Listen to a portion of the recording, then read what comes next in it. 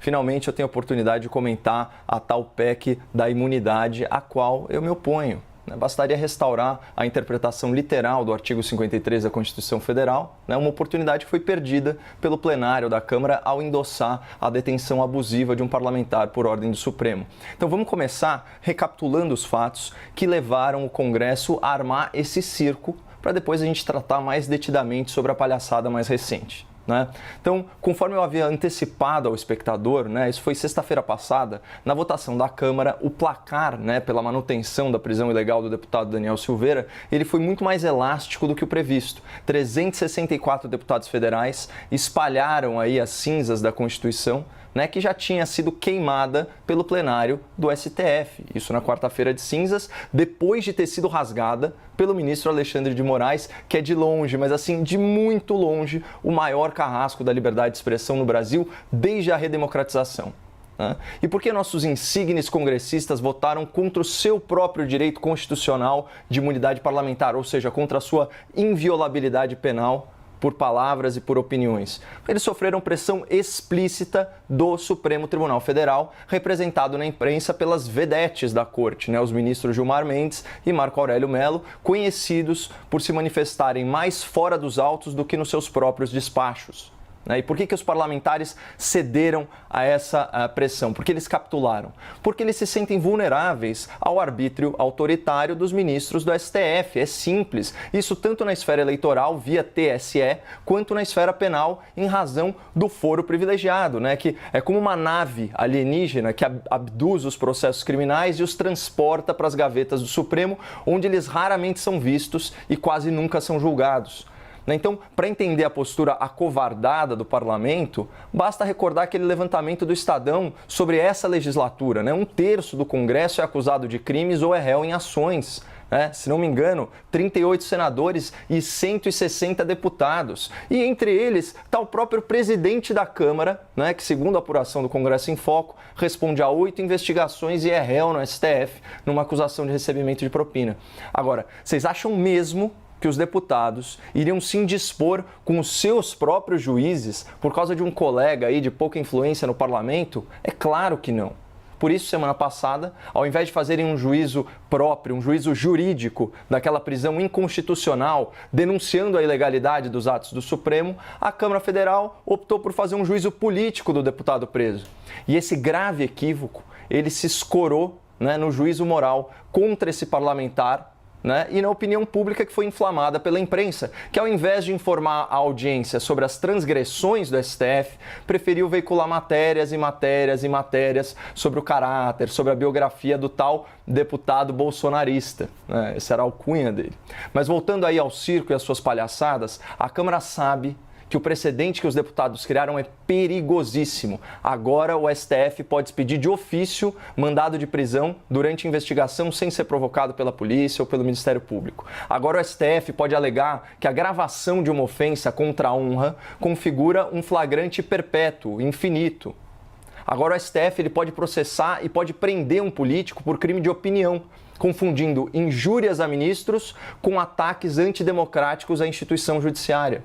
Agora o STF pode considerar inafiançável qualquer ofensa, bastando invocar a Lei de Segurança Nacional, aquela lei da ditadura que, de acordo com o Supremo, serve para proteger a democracia. Vejam só a contradição. E agora o STF pode escalar, para a audiência de custódia dos seus desafetos juízes assessores dos seus próprios gabinetes, o que garante a manutenção ilegal da prisão a título inédito de custódia cautelar. E reparem, todo o circo, além da palhaçada, também tem os seus malabaristas. A advocacia criminal milionária, que é sócia do STF na soltura de corruptos poderosos, já fez o seu malabarismo e inventou uma tese para justificar toda essa ilegalidade. Ela foi batizada de Teoria da Legítima Defesa do STF. Eu estou falando sério. E tudo isso, sem exceção, foi inventado na semana passada e carimbado com a habitual pusilanimidade pela Câmara Federal e os seus integrantes acoelhados. Mas agora, os deputados, os senadores, eles temem que a exceção se torne regra e se volte contra eles. especialmente se eles ou se seus estimados colegas praticarem os crimes mais comuns entre os nossos congressistas: corrupção, lavagem de dinheiro, enriquecimento ilícito, todos esses crimes do colarinho branco.